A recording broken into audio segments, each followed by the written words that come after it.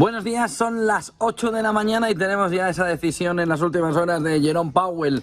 Hace apenas 12 horas que Powell ya le dijo al mercado lo que piensa y sobre todo le puso encima de la mesa toda la fotografía de hacia dónde va a tender ese camino por parte de la Reserva Federal. La Fed sube los tipos 25 puntos básicos a niveles de máximos de hace 22 años. Ya está el golpe dado. Sin embargo, el mercado lo ha celebrado, lo ha disfrutado, ha visto que la fotografía era positiva, ha visto que era un buen movimiento. ¿El qué? ¿La subida? No. Lo posterior, porque la Fed lo que mostró en la reunión de ayer son dudas. Sube, pero no tiene claro seguir haciéndolo, y lo que dejó ayer en el aire es la posibilidad de no realizar la segunda subida prometida. ¿Por qué? Porque empieza a haber un fenómeno desinflacionario clarísimo, empieza a haber un fenómeno claro de desinflación en la economía, y fíjense que incluso llegó a decir que es un milagro el tema del empleo en Estados Unidos. Powell celebró que hay un milagro con el empleo en Estados Unidos, pero da por hecho que va a aumentar. Da por hecho que ese movimiento de desempleo tiene que entrar. Dice, siempre se ha producido cuando se ha hecho una subida de tipo de interés tan elevada. Dice, esperemos que sea lo mínimo, pero el milagro, catalogado de manera textual, milagro que se ha producido con el dato de empleo, no puede aguantar mucho más tiempo. Powell dice que los miembros del FOMC, la Fed, sus compañeros, ya no prevén una recesión. Es decir, en las anteriores reuniones Powell se había quedado solo diciendo no va a haber recesión. Ahora lo que tenemos encima de la mesa es que todos los miembros de la Reserva Federal, todos los miembros del FOMC están de acuerdo en que ya no se prevé una recesión por parte de los miembros del FOMC de la Reserva Federal. Eso sí, Powell ha pedido paciencia, dice, apunta que queda un largo camino con la inflación, un largo camino de convivencia con la inflación, de tal manera que Powell le afinó al mercado lo que ya tenía previsto, 0,25% más, 25 puntos básicos, pero a partir de ahí dudas y dudas sobre si seguir subiendo. Porque fíjense, aunque dice el milagro del empleo, hay un momento en el que ya no se va a poder sostener más. Vamos a ver cuánto es la subida del desempleo en Estados Unidos. Aunque dice que los miembros del FOMC ya no prevén un movimiento de recesión en el conjunto de la economía estadounidense, sí que dice que hay que replantearse el movimiento de subida. ¿Por qué? Porque probablemente el movimiento de soft landing que espera la Reserva Federal esté a punto de llegar. Pero sin embargo, la otra clave fundamental que aparece en el día junto con la decisión de la Reserva Federal es el repunte inflacionario. Escuchamos cómo JP Morgan decía en un informe que la montaña rusa de la inflación está a punto de llegar. Se ha conseguido reducir, pero va a tener piquitos de sierra. Y hay que ver si es un diente de leche o un colmillo lo que hace ese movimiento al alza. ¿Qué es lo que vemos con el Truflation? Lo que vemos es un movimiento de alza desde el 2,11 que habíamos visto hace apenas semana y media al 2,55 que ya vemos en el dato de inflación, en ese Truflation que se ve en estos momentos. De tal manera que Powell juega a favor del movimiento de desinflación que se va viendo en la economía, pero empieza a ver que el daño que todavía no se ha visto por parte de la economía está a punto de llegar. Y esos 6-12 meses, quizá con un retardo mayor por los tiempos del coronavirus y la cantidad de dinero que se ha puesto encima de la mesa, viene a provocar en el conjunto de la economía un movimiento que, aunque haya llegado más tarde, aunque se consiga un soft landing, hay que verlo de verdad en el meeting a meeting, en el partido a partido, en ese cholismo que ayer volvió a repetir Jerome Powell en esa reunión. De tal manera que tenemos la fotografía clarísima ya mostrada. La Fed ahora sí se va a plantear si la pausa de septiembre ya es hasta el final. Y si tenemos el punto hasta el 5,5, hasta ese entorno de subir un poco más los tipos de interés hasta el 5,75 y hacer una media en el año del 5,6, o tenemos un movimiento por parte de la Reserva Federal en el que ya se establece la pausa y se espera a ver si en el primer trimestre del 24 o en el segundo trimestre del 24 empieza el movimiento de reducción de reducción de los tipos de interés en Estados Unidos. En esa situación, en ese punto, en ese momentum, se encuentra ahora el mercado. Una vez que empieza a ver, una vez que empieza a estimar, una vez que empieza a comprobar Jerome Powell que quizá el milagro de haber producido un movimiento de gran inyección de dinero en el mercado por el coronavirus y una mejora de las condiciones crediticias, ahora con el endurecimiento de las condiciones crediticias no se ha conseguido el impacto que se podría, pero ya se estaría produciendo vía beneficios empresariales. Y si vía beneficios empresariales se consigue ese impacto, todo lo demás alrededor del empleo viene de su mano. Fotografía clara de Jerome Powell. Ahora ya es verdad que nos falta Jackson Hole y ver si en Jackson Hole se puede ver una fotografía todavía más clara del fenómeno del movimiento inflacionario, como lo percibe no solo la Reserva Federal, sino el conjunto de los bancos centrales. Hoy tenemos al Banco Central Europeo que tiene un problema encima, porque tiene que apuntalar a un euro por encima del 1,10, si puede 1,12, 1,13 frente a un dólar, cuando no tiene tanta diferencia ya de movimiento de subida de tipos de interés por cómo está la economía alemana y cómo está la economía europea. Porque Estados Unidos tiene mucho margen, pero la realidad es que Europa tiene un movimiento de recesión mucho más complicado una vez que vea la principal economía europea, a Alemania, en un entorno recesionario. ¿Qué puede ayudar al Banco Central Europeo? Que el próximo dato de crecimiento de la economía alemana sea en positivo, rompa y no asuma un tercer trimestre negativo y por tanto dé un poquito más de auge, un poquito más de movimiento, un poquito más de ayuda al comportamiento de la subida de tipos de interés que quiere hacer Christine Lagarde. Si eso no es así, si Alemania vuelve a marcar un trimestre negativo, aunque sea muy leve, va a tener más complicado convencer al resto de miembros, sobre todo los del sur, que ya están en un proceso de salida inflacionario, que los problemas del norte son solo inflacionarios y no de crecimiento, que para el sur ahora mismo sería muchísimo más importante por cómo puede afectar a sus economías. Por lo que Banco Central Europeo va a marcar la fotografía clara en la jornada de hoy. Tiene además de la jornada de ayer un dato, el de la M3 que conocimos, así, marcándole un movimiento muy parecido a 2008. De tal manera que tienes una reducción monetaria, tienes una masa monetaria que se te está cayendo, tienes una economía alemana en recesión pues técnica, como el año pasado de Estados Unidos, pero tienes un comportamiento de la economía europea que con una masa monetaria que se desploma y con una posible entrada en recesión, más subida de tipos de interés puede generar un problema mayor al conjunto de las economías europeas. Por lo que, claro, ya no hay tanto diferencial. Ya no te quedan 3 subidas en Europa y ya han acabado en Estados Unidos. Es que igual os quedan las mismas. O una de diferencia. Es decir, una subida más aparte de la de hoy por parte del Banco Central Europeo, pero es que la FED también puede hacer una subida más. Con lo que en ese diferencial el euro pierde tracción. Eso unido a lo que hemos comentado de Truflation, como la inflación empieza a repuntar un poquito, eso unido al precio del petróleo en $82, marcándonos que Arabia Saudí y Rusia han dado con la tecla. De tal manera que si han dado con la tecla, el movimiento también de subida de los precios en materia de inflación vía energía y vía alimentos es clave en estos momentos. De tal manera que tienes un fenómeno inflacionario que parecía que se te desinflaba, que la masa monetaria te lo está marcando, que tienes varios elementos que te lo están marcando, pero en el medio plazo tienes un componente importante que es la energía y la alimentación, por lo que está sucediendo con el acuerdo del grano en Ucrania, en la guerra de Ucrania con Rusia, que te puede generar un empujón importante, dañándote sobre todo el movimiento de reducción inflacionaria. La core, la subyacente, irá en su camino, pero ojo porque también hemos aprendido en el último año que hay contagio. De tal manera que Banco Central Europeo y FED se están dejando esa opción más, sobre todo en la Reserva Federal. Banco Central Europeo va a querer hacer una más una, pero la Reserva, como poco, pero la Reserva Federal se deja una más por si acaso esto tiene todavía un efecto inflacionario vía energía, vía alimentos, tanto por el precio del petróleo por Rusia como por el precio de los alimentos por Rusia. O Rusia y Arabia Saudí, en el primer caso. En el del petróleo, en el de la energía.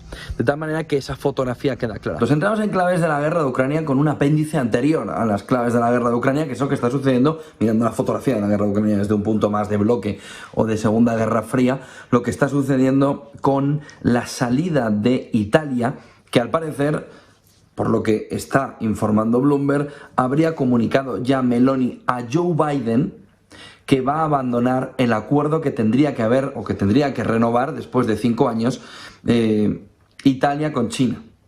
De tal manera que Italia dejará la ruta de la seda, buscará alternativas en ese entorno, pero sobre todo lo que busca, al decírselo de manera privada con Joe Biden, entendemos, no solo es buscar su beneplácito, que por supuesto lo tiene, sino ver qué apoyo va a tener en ese entorno. ¿Por qué?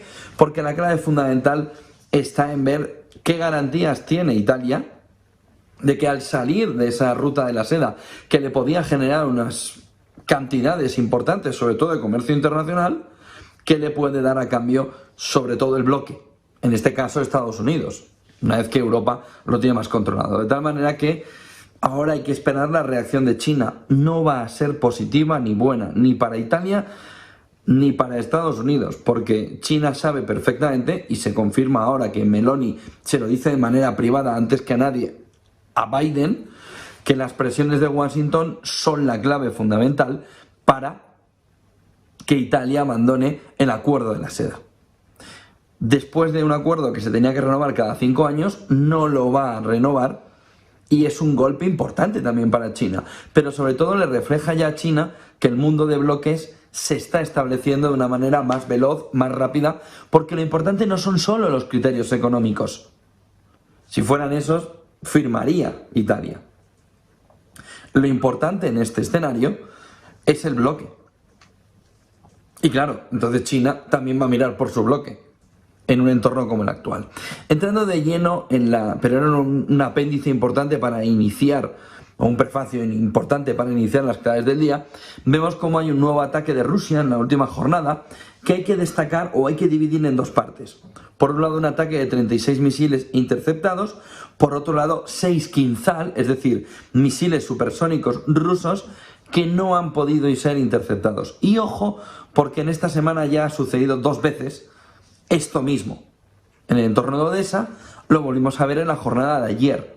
De tal manera que en toda la fotografía de despliegue de sistemas de defensa se va viendo como Kinzhal, ese misil supersónico ruso, está consiguiendo romper determinadas barreras, determinadas defensas, lo que le está dando una información importantísima, sobre todo a Estados Unidos, de qué tiene que mejorar y qué tiene que intentar mejorar en el sistema defensivo. Es decir, le está dando, por ejemplo, a empresas como Lockheed Martin, qué es lo que va a necesitar Estados Unidos en breve para mejorar el sistema defensivo estadounidense. Porque está viendo de una manera muy clara que si los sistemas defensivos contra el misil supersónico Kinzhal no están consiguiendo siempre interceptarlo, el riesgo es enorme. Pero claro, nos da una fotografía más clara de que es cierto que la guerra de Ucrania para determinado sector, es decir, el bélico, Lockheed Martin, pero otras compañías, BAE Systems, le estaría dando una imagen muy buena de cuál es la evolución armamentística que se está llevando y por tanto dónde y cómo hay que invertir en determinadas armas, en determinados aspectos del entorno bélico después de verlo en la guerra de Ucrania. El otro punto fundamental viene con el asunto del grano, ¿no? Del pacto del acuerdo del grano roto por Rusia, que ha dicho en determinadas ocasiones, cuando se cumpla nuestra parte nosotros volveremos, pero por ahora está roto, y cómo Estados Unidos está buscando con Ucrania nuevas rutas alternativas al grano, entendiendo que por tierra es el camino más fácil, una vez que el Danubio, fíjense en la que se está liando, pero que por tierra y sobre todo vía ferroviaria puede ser más fácil. ¿Cuál es el problema que está encontrando Estados Unidos? Que no entiende Estados Unidos. Que tiene una posición común, sobre todo que le transmite von der Leyen o Borrell, pero que tiene la posición de 5 países que le dicen que no, que no te estás enterando, que no va a entrar el grano por nuestro territorio. Primero, porque no cumple con el tema, por ejemplo, de pesticidas, de fertilizantes. Luego, porque ya tengo bastante lío con mis agricultores, con el campo en mis países, Polonia, Hungría, República Checa, Bulgaria, que le están diciendo, oiga, que no y que no. De tal manera que, sobre todo Polonia, pero no es el único, y hay 5 países que le están poniendo al freno, Estados Unidos no entiende la situación. No entiende que el apoyo común pueda estar siendo frenado por 5 países. A lo que estos 5 países a von der Leyen le están diciendo, pero es que no nos vamos a mover ni un ápice. De tal manera que se va marcando la fotografía de unos Estados Unidos que ven a una Europa desunida. Marcando que si quieren apoyar a Ucrania, no lo están consiguiendo porque hay determinados factores que no sobrepasan. Pero esto es tan sencillo como decirle a Estados Unidos que sancione el uranio ruso. Tan sencillo. Oiga, ¿usted no ha ido tan fácil sancionando o pidiendo que Europa sancione determinados aspectos? ¿Por qué no sanciona usted el uranio? Ah, porque le afecta. Pues ya tiene usted la respuesta. De tal manera que, ojo con la escalada en el sentido de discurso que Estados Unidos puede hacer con esos 5 países que ahora mismo están creando un problema. ¿Por qué crean un problema? Porque al final, con los distintos bloqueos, empezando sobre todo por el ruso, además es anecdótico al lado de si Rusia desbloqueara, pues ya no importa mucho, se está quitando a un competidor muy importante del sistema mundial. Y eso está llevando a que los precios suban. A ver, pregunta de Barrio Sésamo. ¿Quién es el principal beneficiado del bloqueo? Rusia. Vale. Fácil, ¿no? Vale. Pregunta un poquito más complicada. Capítulo 20 ya de Barrio Sésamo. ¿Qué otros países salen beneficiados? Los otros países donde el campo, donde la agricultura, que estaba compitiendo con Ucrania, vea cómo suben los precios, ese agricultor gana más y encima tiene más terreno para exportar, más espacio. De tal manera que Polonia, Hungría, Bulgaria, República Checa, que han visto cómo le inundaba una entrada de grano ucraniano en el último año, tiraban los precios y encima le creaba conflicto, movida social, conflicto social. Ve ahora el escenario contrario. Oiga, ese grano, como Rusia no le deja sacarlo, por aquí no pasa. Y como por aquí no pasa porque me está creando un problema, encima está disparando los precios hacia arriba de mi material, de mi materia prima, de mi agricultura, no solo el de Rusia, sino el de todos, incluyendo estos 5. De tal manera que voy a seguir bloqueando para que este precio siga subiendo, para tener un mayor ingreso. Es difícil de desbloquear esto cuando hay tanto interés económico por en medio, por lo que Estados Unidos se puede poner como quiera.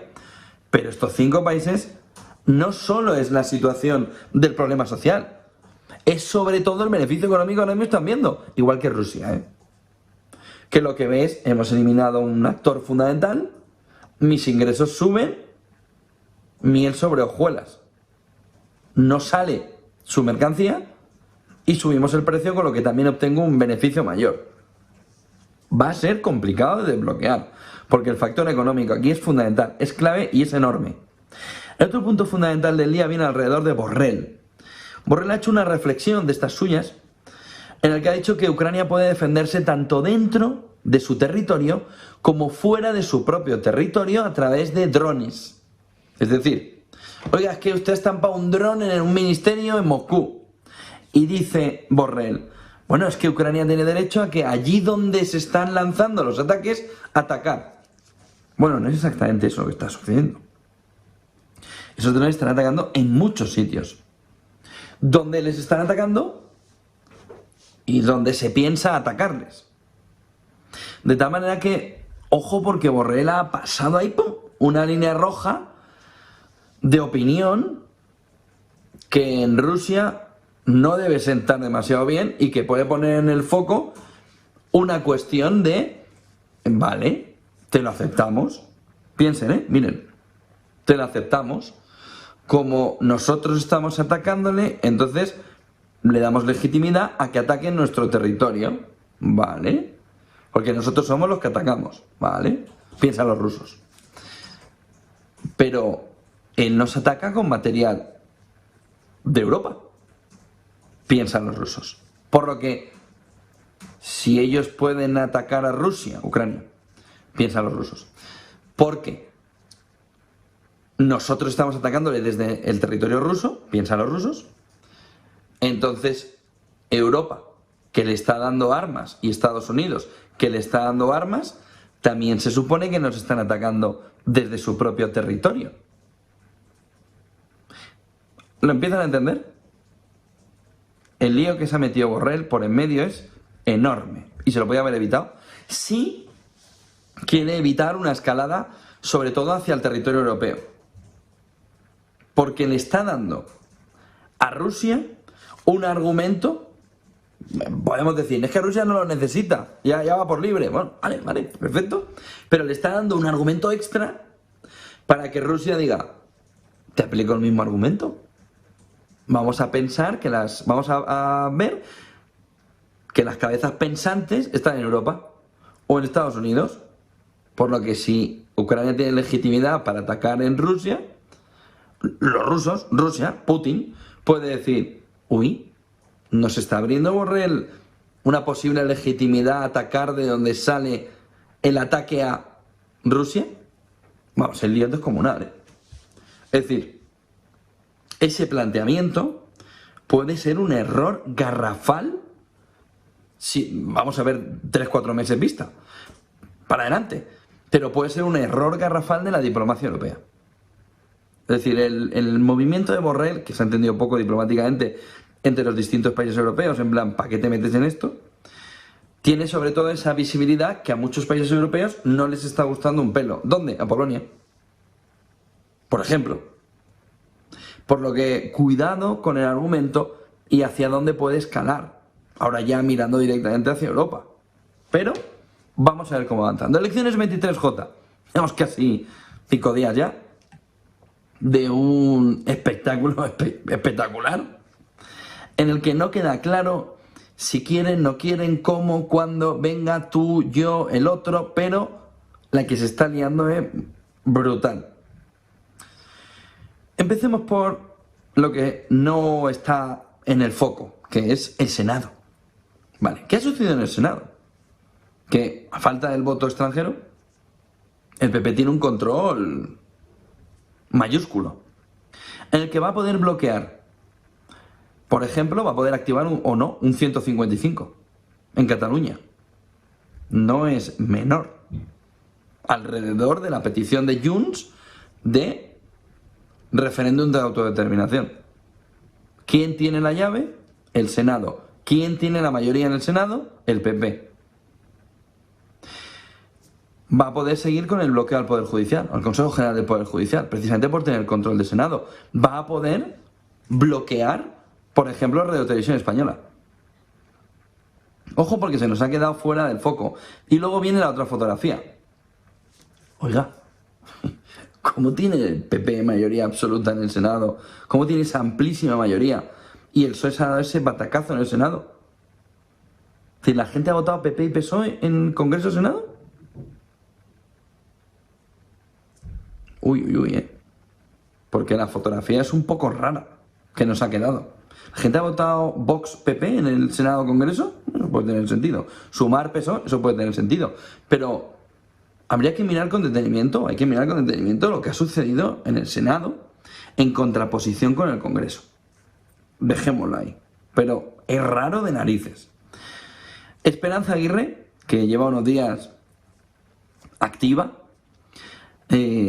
ha recibido el varapalo de Ayuso diciéndole, no, yo no quiero estar ahí, no me nombres, en plan, aparte de mí este cáliz. Pero en las últimas horas ha vuelto a ponerse en el lado, que ya lo tuvo durante la campaña con María Guardiola, de que sectores del PP compren antes el discurso de la izquierda que estigmatiza a Vox y prefieran al PSOE que a Vox, cuando ya va a ver Feijóo lo que le va a contestar Vox, que es ja, acompañado de la coletilla de qué gracioso eres, Feijóo, que ya se lo dijo en el debate. Porque Esperanza Aguirre dice, es que ustedes han estigmatizado, criminalizado y han comprado el discurso de la izquierda y ahora estamos en un callejón sin salida para la gobernabilidad de quien ha ganado las elecciones. ¿Por qué? Porque es que incluso, primero, ha perdido un montón de votos entre gente de la derecha también, y luego no le dejas camino para decir, si tú querías el PSOE, pues gobierna con el PSOE, ahí lo tienes, venga, ponte a negociar, ya verás tú lo que te dicen. Junts dice, y esto va todos los días se está hablando Junts, que el resultado del 23J lo que les da claramente, dice, es la oportunidad para desbloquear el conflicto con España. Es decir, referéndum de autodeterminación. No para salvar al gobierno de Sánchez o al gobierno del Estado español. Con lo que centra muy bien ya el tiro de que si Junts se abstiene al menos, va a ser a cambio de iniciar un proceso de negociación para el referéndum de autodeterminación. No hay más camino. ¿Y qué está haciendo gente interna del PSOE? Redondo Terreros, por ejemplo, PSE, ex dirigente socialista. Pide que el PSOE y el PP se pongan de acuerdo para pactar y gobernar. Es decir, ¿qué ha conseguido Feijóo? Ha conseguido que una parte del PSOE ya se mueva a favor de que haya un pacto para que gobierne PP-PSOE. Pues es que fuera tiene Redondo Terreros para cambiar la opinión de Sánchez. No parece ahora mismo. Y luego un elemento clave que entró en el día de las votaciones, que ha estado muy de refilón durante toda la campaña. Miren, hay una pregunta que sobrevuela en el ambiente y es, 2016, ¿ha tratado Rusia de sabotear las elecciones en España? 2016. Un informe de Estados Unidos decía que el objetivo de Rusia para sabotear determinadas elecciones, estaba hablando de las de Estados Unidos, no era elegir al ganador. El informe de Estados Unidos decía que había 3 objetivos. Polarizar, claramente lo ha conseguido, si hubiese saboteado las elecciones en España, interferido. Sembrar el caos, estamos cerca de él, y que no se confíe en el sistema electoral. Ya saben lo que sucedió en el Capitolio en Estados Unidos. De tal manera que el informe de 2016 apunta que el objetivo final de Rusia, desde la CIA, desde la inteligencia que habían conseguido captar, tiene esos 3 elementos. Polarizar, sembrar el caos, que no se confíe en el sistema electoral. De tal manera que vemos cómo, si se pudiera demostrar finalmente que Rusia hubiera saboteado e influido en las elecciones en España, el objetivo fundamental se habría cumplido. Se ha sembrado caos, todavía estamos en camino de ello, se ha polarizado y sobre todo se ha influido en una cierta desconfianza que se ha vivido durante todo el proceso, correos, los trenes, etcétera, etcétera. Por lo que, ojo en los próximos meses también si las diferentes investigaciones van planteando, aparte del hackeo que hubo en la misma noche, en el mismo día, pero cómo va cogiendo cuerpo toda la fotografía de que Rusia podría ser un elemento clave de distorsión en las últimas elecciones. Hasta aquí este tiempo para ver un poco las claves del día. Vamos a ver Italia, con el tema que hemos comentado de Meloni, FED, ya parece clara la fotografía, y dentro de unas horas Banco Central Europeo en este jueves, en el que vamos a ver cómo se configura también el mapa final en Europa y en Estados Unidos de los tipos de interés. Eva Villanueva, otra vez, buenos días, y a todos ustedes también, buen día y un buen negocio. Pues